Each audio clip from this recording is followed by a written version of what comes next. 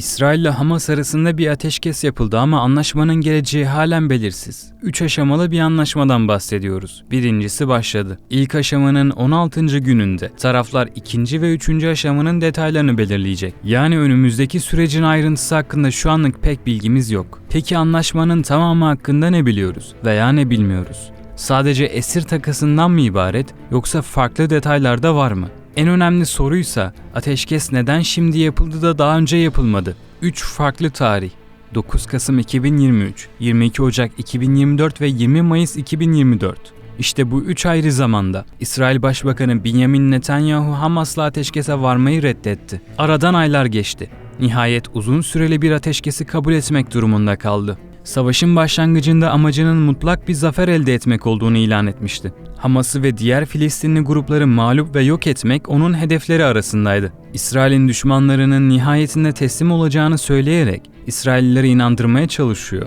Onları peşinden sürüklüyordu. Hatta şöyle cümleler de kurmuştu. Hamas, şum davar lo ya'tzor otanu. אנחנו נמשיך את המלחמה הזאת עד שנשיג את שלושת היעדים, לשחרר את כל חטופינו, לחסל את החמאס עד תום ולהבטיח שמעזה לא יחזור איום כזה לעולם. 14 Ocak'ta rehinelerin aileleriyle bir araya geldi. Onlara ateşkes için Hamas'tan olumlu bir yanıt beklediğini söyledi. Aileler de ateşkesin neden bu kadar geciktiğine dair merak içerisindeydi. Başbakansa Trump'tan destek aldıklarını söyledi. Yani Trump gelene kadar bazı sorunların çözülmediği anlamına geliyordu bu. Belki de ABD Başkanı Netanyahu'ya bir şeyler vaat etti. Bunlar Suudi Arabistan'la normalleşme ve Batı Şeria'nın kısmi ilhakı olabilir. Trump'ın İsrail'in Golan Tepelerini ilhakını tanıdığını unutmayın. Hatta başkentini de Kudüs olarak tanımıştı. İsrail Başbakanı Netanyahu ise anlaşmanın savaşın sona ermesinden ziyade tüm rehinelerin serbest kalması karşılığında uzun süreli bir ateşkes olacağı düşüncesinde. Bir ateşkesin olacağının duyurulmasının ardından Filistinliler sevinç gösterilerinde bulunurken İsrail süreç henüz başlamadan daha ne kadar Filistinliyi öldüreceğinin hesabını yapıyordu. Onlarcası çatışmanın olmadığı bir ortamda rahat bir nefes almadan birkaç gün önce hayatını kaybetti. Ateşkesin resmi olarak başladığı 19 Aralık'ta da silah seslerinin durması gerekiyordu. Ancak çeşitli bahanelerin arkasına saklanan İsrail Gazze'yi yine bombaladı. Nihayet süreç işler duruma geldiğinde ilk olarak 3 İsrailli rehine serbest bırakıldı. Kassam Tugayları koruması eşliğinde Kızıl Haç yetkililerine teslim edildiler. Halkın Kassam savaşçılarını sevinçle karşıladığı görüntüler gündem oldu. O günün akşam saatlerinde ise İsrail 90 Filistinli tutsağı salıverdi. Peki Gazze ateşkes süreci nasıl işleyecek? Her biri 42 gün süren 3 aşamadan oluşacak. Birinci aşama geçen pazar günü başladı. Bu süreçte Hamas, 33 İsrailli esiri peyderpey serbest bırakacak. İlk etapta salınacak kişiler, kadın, çocuk ve yaşlılardan oluşuyor. Öte taraftan İsrail, 8 Ekim 2023 tarihinden itibaren tutukladığı ancak 7 Ekim olaylarına karışmamış 1000 Gazze'liyi serbest bırakacak. Bu sayının daha fazla olduğu konuşulanlar arasında. Basına düşen haberlere göre 2000 veya 3000 Filistinli özgürlüğüne kavuşabilir. İsrail güçleri bazı noktalardan çekildi ancak henüz tam bir geri çekilme yok. Birinci aşamanın son esir bırakma işleminden sonra 42. günde İsrail ordusu geri çekilmeye başlayacak.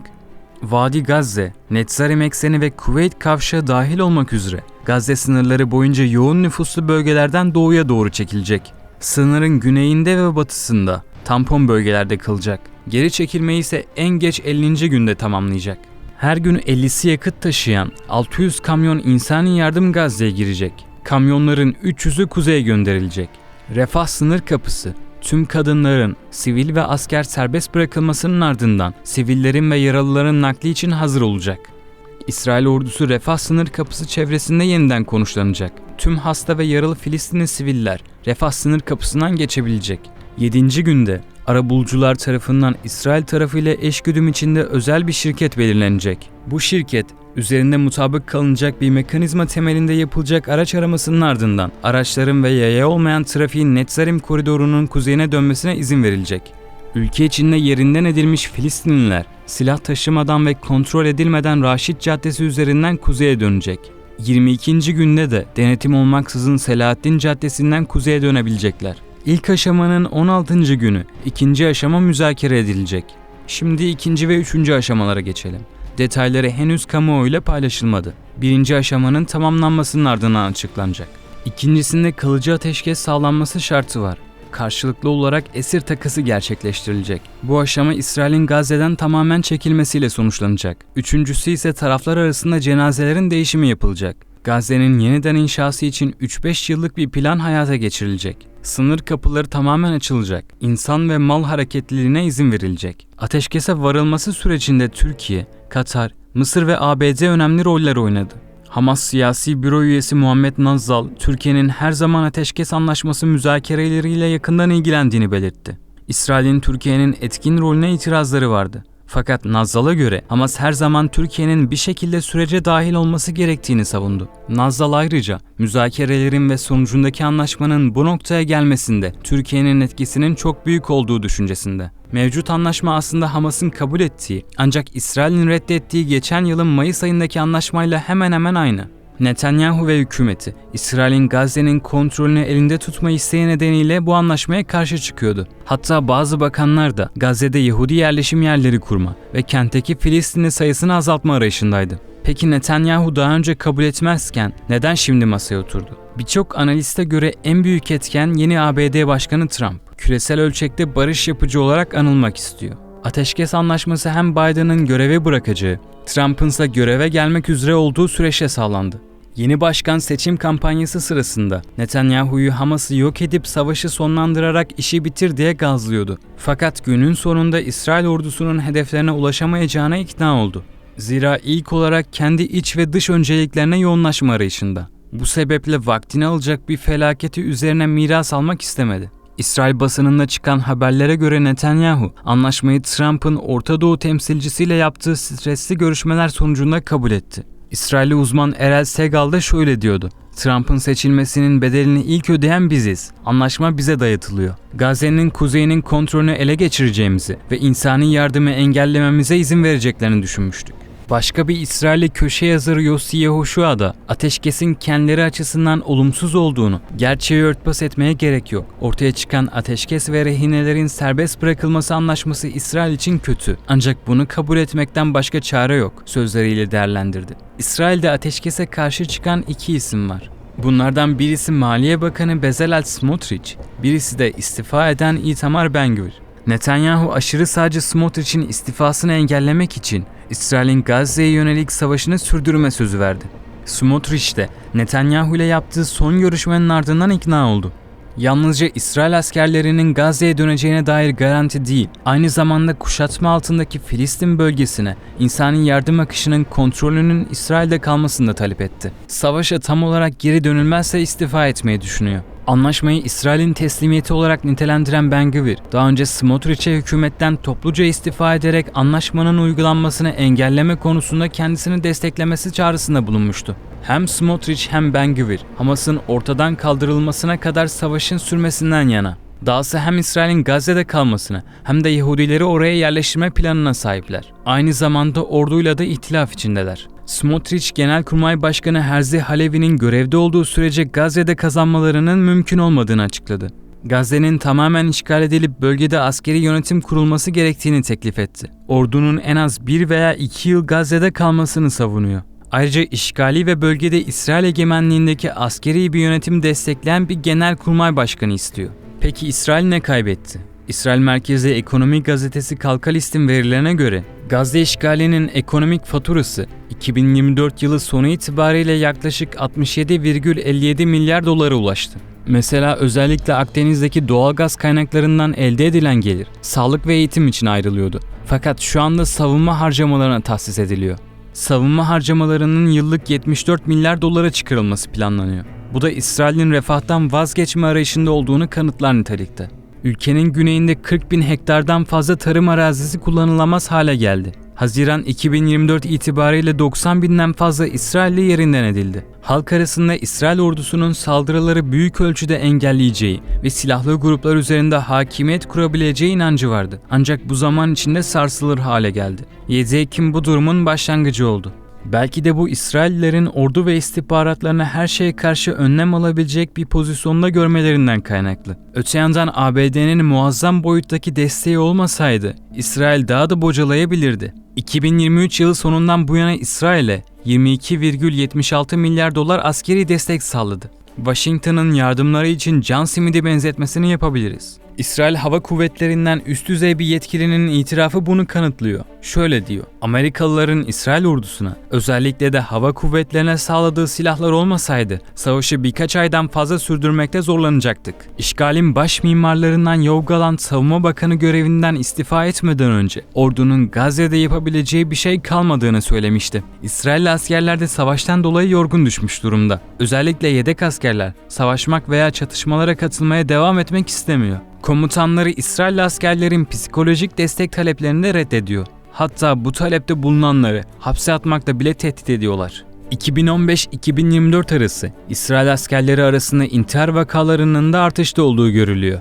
Bu rakam 2019'da 9'a düşerken 7 Ekim 2023 itibariyle oldukça artmış. O tarihten bu yana 28 İsrail askeri intihar etti.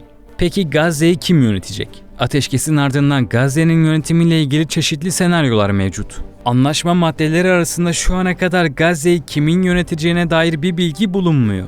Halihazırda bölgeyi Hamas yönetiyor. Ancak İsrail buna tümüyle karşı. Soykırım boyunca Netanyahu, Hamas'ın yalnızca ortadan kaldırılmayacağını, aynı zamanda Gazze'de gelecekte üstleneceği yönetim rolünden de uzaklaştırılacağını vurguluyordu. Ayrıca Batı Şeria merkezli Filistin yönetiminin de Gazze'de yönetimi devralmasını istemiyor. Çünkü bunun gerçekleşmesi halinde Filistin'in devletleşebileceğinden endişe ediyor. Yeni ABD yönetimi de Hamas'ı Gazze'nin yeni yönetiminden dışladı. Trump'ın ulusal güvenlik danışmanı Mike Waltz, Hamas'ın Gazze'yi asla yönetemeyeceğini, bunun asla kabul edilmeyeceğini söyledi. Filistinli grubun anlaşmadan cayması durumunda İsrail'in Gazze operasyonlarını destekleyeceklerinin sinyalini verdi. Hamas, yönetimin yalnızca kendilerine ait olması gerektiği görüşünü savunmuyor. Bunun yerine tüm Filistinli grupların temsil edileceği bir teknokrat ekibin oluşturulmasını önerdi. Bu ekibin farklı alanlarda Gazze'nin yönetimini üstlenebilecek şekilde yapılandırabileceği belirtiliyor. Hamas bu konuda Filistin'in tüm taraflarla istişarelere devam ettiğini açıkladı. Diğer taraftan ABD'nin Filistin yönetimini desteklediği biliniyor. Mahmut Abbas da Gazze yönetimine talip oldu. Tüm sorumluluğu üstlenmek için hazırlıklarını tamamladıklarını duyurdu. Hamas, İsrail'in yoğun saldırıları sonrasında lider kadrosundan bazı önemli isimleri kaybetti. Bunlar arasında siyasi ve askeri kanatta İsmail Haniye ve Yahya Sinvar'ı sayabiliriz. Müttefikleri Hizbullah zayıflarken İran'da kabuğuna çekiliyor gibi duruyor. Bu ortamda Hamas silah ve mühimmat stoklarını yenileyemeyebilir. İsrail'e göre savaşta 20.000 kadar Hamas savaşçısı öldü. Ancak bunun doğruluğunu teyit etmek zor. ABD'nin eski Dışişleri Bakanı Antony Blinken, geçtiğimiz günlerde Hamas'ın neredeyse İsrail'in öldürdüğü kadar yeni savaşçı toplayabildiğini söylemişti. Bunun da ABD istihbaratının bir tahmini olduğunu düşünebiliriz.